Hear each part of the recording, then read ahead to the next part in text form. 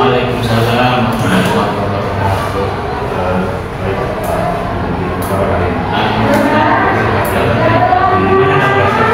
Alhamdulillah saya dijelaskan kesibukan beres.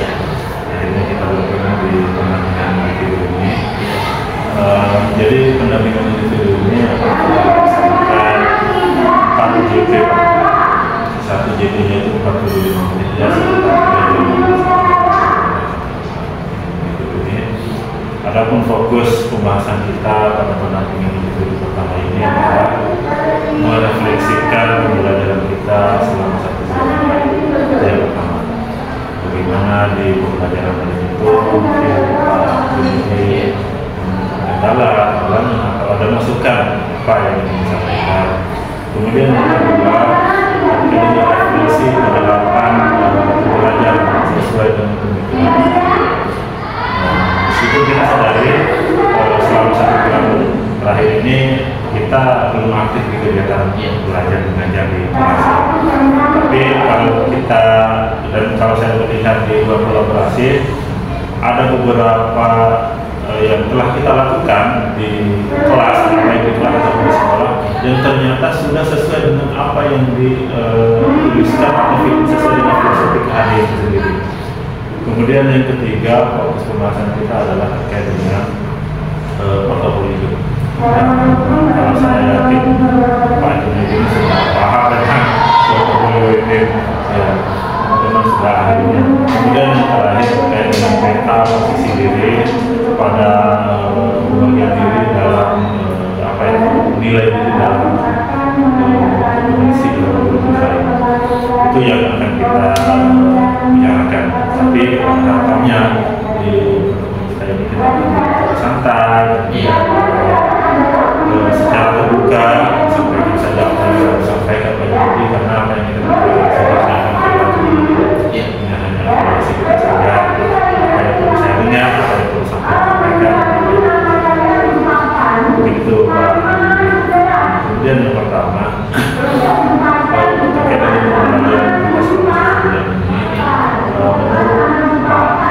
apa saja yang bermakna yang paling dipelajari selama 1 bulan? Baik, terima kasih Pak. Untuk merefleksikan pembelajaran yang sudah memasuki modul 1, khusus saya mungkin melihat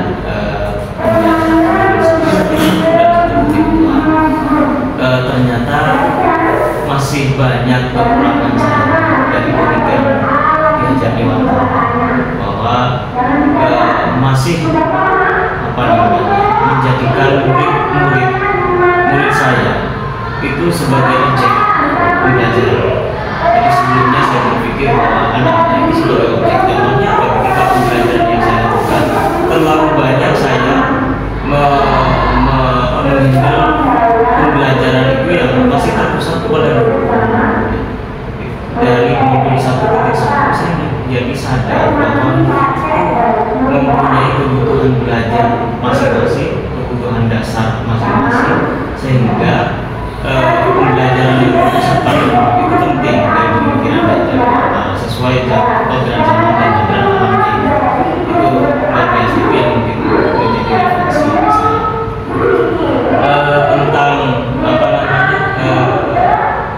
pembelajaran di kelas. Sudah sebagian mungkin yang sudah saya lakukan pembelajaran yang sesuai dengan kebutuhan belajar murid. Kemudian mungkin yang kurang dari pembelajaran yang saya lakukan adalah refleksi terus terang. Satu, mungkin karena faktor keasikan mengajar. Asik mengajar, saya sudah menganggap selesai. Setelah itu saya tidak melakukan refleksi. Keterbatasan waktu juga, ternyata refleksi itu sangat penting. Saya menganggap tujuan pembelajaran selesai. Anak-anak cukup, saya mengajar selesai, ya selesai. Gitu.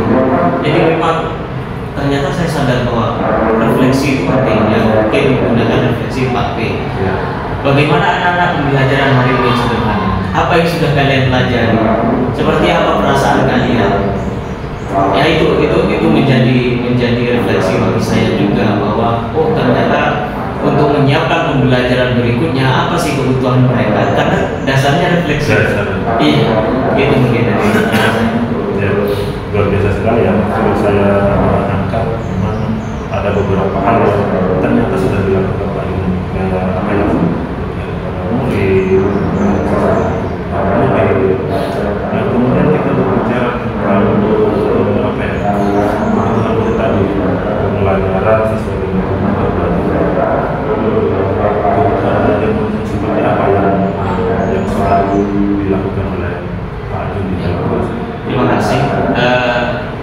Berdasarkan pembelajaran yang saya lakukan, saya sudah memiliki data. Ini ke BK. Ini BK melakukan asesmen awal terkait kesiapan belajar, profil belajar, dan termasuk gaya belajar. Itu dan kita peroleh dari siswa. Saya masing-masing saya juga melakukan asesmen awal, diagnostik, non kognitif, dan kognitif. Kalau kognitif itu saya pernah dasar saja pengetahuan tentang Pancasila atau apa. Kemudian non kognitif paling tentang kegemaran kesukaan mereka. Dari situ saya bisa memetakan anak ini dengan profil belajarnya, kelompok belajarnya, kesiapan belajarnya, dan gaya belajarnya seperti apa sih? Sehingga saya menyiapkan pembelajaran yang ya kalau selama ini mungkin kurang variatif, kedepannya saya akan lebih variatif, fleksibel, sesuai dengan kebutuhan. Apalagi antar kelas, saya belajar 18 Pak. 18 ya 18 kita sistemnya kan blok P5 nya. Kalau sekolah yang nggak blok 2 jam, dan untuk PPKN kan 3 jam, 2 jam, satunya dipakai P5. Kalau kita blok P5 nya itu bisa di bulan ketiga, sehingga saya hanya pertemuan itu dibagi 3 jam dan 1 jam, 2 jam 3 jam, 2 jam pembelajaran dan 1 jam lebih ke proyek sebetulnya. Jadi 1 minggu itu ada 2 pertemuan mengajar 8 kelas. Itu juga menjadi tantangan bagi saya bagaimana kemudian menyiapkan kebutuhan belajar murid dengan 8 kelas, 1 kelasnya isi 32 siswa, dan menghandle 8 kelas itu juga menjadi tantangan bagi saya untuk menyiapkan mereka. Ya, benar-benar kelas, kemudian artinya memang sangat padat sekali ya. Kemudian menerapkan pembelajaran sesuai dengan murid. Iya, dari berbagai kelas sejak SD kalau pembelajaran tadi. Setelah melakukan hal itu Pak, yang pasti kan kalau berbicara tentang pembelajaran ini kan masih terlalu baru kan istilahnya, rasanya pada dasarnya sudah dilakukan. Ketika melakukan pembelajaran pada murid kemudian dirasa benar penerapannya, yang dirasakan murid itu saya lihat ketika mereka difasilitasi, diberikan ruang untuk belajar sesuai minatnya, kemudian apalagi saya menggunakan pembelajaran berdiferensiasi, produknya pun terkadang mereka itu yang menentukan. Kita jadi senang, satu senang, dua adanya kebebasan mereka untuk menyampaikan, percaya diri. Bahkan sampai presentasi itu mereka di awal, saya gini Pak, rasanya saya di awal itu biasanya sering, ya walaupun sering tergantung situasi. Kalau jam rawan, jam siang, saya pasti briefing. Jadi untuk menyiapkan mereka untuk kesiapan belajar, saya briefing dulu, senang dulu. Lalu mereka saya ajak untuk berbicara, berdialog kalau ada kendala gitu. Murid itu saya lihat senang, berpartisipasi aktif, kolaboratif juga dengan teman-teman. Itu yang paling saya rasakan.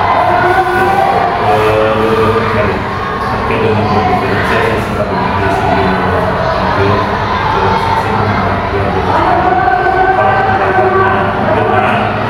karena banyak kita melihat kan orang memahami diferensiasi hanya berbeda kelompok, berbeda materi, Karena sebenarnya diferensiasi itu kan dari awal mulai. Iya, betul. Kalau di awalnya di asesmen diagnostik sudah benar, di asesmen awal pembelajaran sudah benar, pasti berdiferensiasi yang kita lakukan itu benar. Iya. Jangan rutin kan? Kalau di awalnya sudah salah, iya kita pasti mendatakannya sudah salah juga kan? Betul. Hasilnya pun tidak akan maksimal sesuai yang kita harapkan. Kita tertarik yang di berdiferensiasi produk kan? Iya. Bagaimana siswa itu bisa memilih produknya sendiri? Itu seperti apa Pak Jun bisa merangsang anak seperti itu? Saya tertarik juga, saya ambilkan produk hasilnya. Contohnya materi terakhir di bab 6 kelas 8 pada saya ngajar kelas 8 itu ada materi literasi digital literasi digital dalam bingkai Bhinneka Tunggal Ika. Di situ ada literasi digital dalam bentuk syarat, temanya dalam pendidikan Pancasila. Jadi anak-anak membuat tentang generasi cerdas digital seperti apa. Produknya pun saya beri pilihan, menggambar, membuat poster. Ya produknya dalam bentuk poster, ajakan untuk cerdas digital. Saya beri pilihan saja. Ketika saya tampilkan, kalian boleh memilih produknya dalam bentuk poster tertulis, video, rekaman audio, atau Canva. Wah, pilih Canva Pak. Canva Pak. Oh iya silakan. Saya lihat hasilnya mereka. Kalau mereka, tapi saya berikan penekanan supaya tidak sistemnya apa ya Pak. Kalau di Canva itu kalau cari poster ada template-nya. Itu mereka tidak kasih nama kelas gitu kan. Tapi saya minta untuk mereka materi konten yang sudah saya berikan sebelumnya itu mereka masukkan. Ternyata betul mereka. Saya sekarang begini, kalau di sekolah di kota ini mereka melebihi ekspektasi saya. Saya maunya seperti ini, hasilnya mereka jauh lebih. Iya. Apalagi Pak, saya menggambar aja, saya nggak bisa pakai Canva. Saya beri kesempatan, tapi kita kan kalau bawa HP kan terbatas. Maksudnya harus saya dulu. Boleh tidak dikerjakan di rumah? Boleh dalam waktu sekian kesepakatan. Kalau mau menggambar sekarang, semakin selesai kalian menyelesaikan itu, maka Bapak semakin selesai dalam melakukan penilaian. Ya, boleh saya berikan penyakit. Saya kasih baik dengan membuat ada menggambar. Ada Pak, saya membuat video saja aja kan. Jadi rekam di rumah, teksnya saya siapkan. Mau kamu siapkan teks pun, kalian baca video kelihatan, silakan. Dari situ anak-anak memilih sesuai minatnya. Ada yang suka menggambar, ada teman saya Pak, ada sudah pintar sekali anak itu ekstra itu grafis apa ya? Pintar, akhirnya pintar. Ngedit video kita bukan dia tidak mau, tapi karena minatnya dia bakatnya dia gambar tentang 5 tangan generasi cerdas sampai masih saya simpan tuh. Itu luar biasa. Jadi dari situ dulu tidak lagi apa ya, anak-anak kumpul dalam bentuk tulisan di buku catatan, tidak lagi sekarang. Dari situ saya merasa anak-anak sekarang memilih dan kita tinggal kasih, kita siapkan opsinya, mereka yang memilih gitu. Dan anak-anak senang. Alhamdulillah senang. Teman-teman apa ya, pembelajaran kurikulum Merdeka ini kan salah satu ciri kurikulum ini sukses dilakukan ketika anak-anak bersama kegiatan. Itu sangat luar biasa sekali. Tapi ada hal yang perlu kita dipelajari juga. Di setiap gerakan baru, apalagi kalau sekarang mengikuti TGP, kemudian akan disebutkan kegiatan-kegiatan yang lain, kegiatan sekolah, kegiatan lainnya. Namun Pak itu kan pasti tergambar cuma sejauh yang ada di Indonesia. Seperti apa sih ekosistem yang ada di SMP? Di sini ekosistemnya, kolaborasinya sebetulnya bagus, tinggal yang menggerakkan. Ya, kalau saya lihat, boleh saya katakan teman-teman, kami kehilangan 3 GP yang harus bertugas di tempat sekolah lain. 3 GP-nya kita habis. Sempat 2 bulan sebelum GP angkatan 9 ini lulus, kita betul-betul tidak ada. karena ketiga-tiganya pengurus kongres, dua orang pengurus kongres, yang satu tidak, ya bukan beberapa itu. Tapi begitu angkatan 9 lulus, belum lulus, kita ganti ke pengurusan. Kalau tidak salah belum lulus ya, ganti ke pengurusan. Saya juga terlibat di situ. Betul-betul terasa. Sebetulnya teman-teman di sini itu kemandiriannya kurang dulu kalau saya. Jadi harus saya kalau di sini kolaborasinya bagus, saya support. Saya pun begitu, contoh sederhana, begitu saya lulus IGP, di grup saja yang sebenarnya kita kasih support apapun yang pengembangan atau apapun yang dibutuhkan, kita selalu support. Saya sama Bu Mila sangat disupport teman-teman. Walaupun tak PR saya di sini mungkin harus ada regenerasi, itu juga menjadi tantangan. Iya, karena bagaimanapun kita butuh segala aspek lah. Ada kalau yang maaf kalau saya boleh ini menurut teman-teman, kalau individualisnya di sini itu tidak seperti di sekolah. Ada di mana? Di sini kolaborasinya ada. Cuma bagaimana kita menempatkan diri jangan menjaga jarak mereka. Kalau kita sudah masuk, misalkan ada program yang membutuhkan kerjasama, itu bagus sebetulnya. Tinggal bagaimana motivasi, sampai keluar motivasi intrinsik itu yang mungkin perlu saya sambil dokumentasi ya.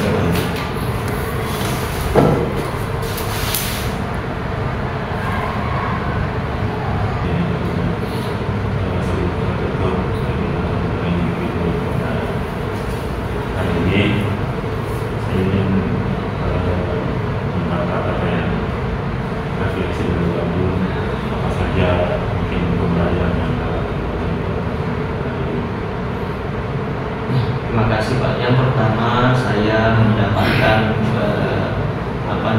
masukan sekaligus mengevaluasi tentang penerapan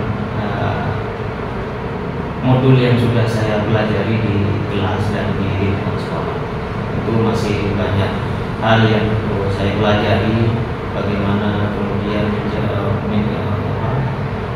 menerapkan nilai-nilai dan peran guru penggerak itu baik di kelas maupun di sekolah, sehingga saya bisa memberikan pembelajaran yang bermanfaat. Baik, terima kasih banyak atas waktu dan kesempatannya. Bila ada pada saya melakukan Sama-sama. seperti itu di berkarya. Siap. Saya akhiri.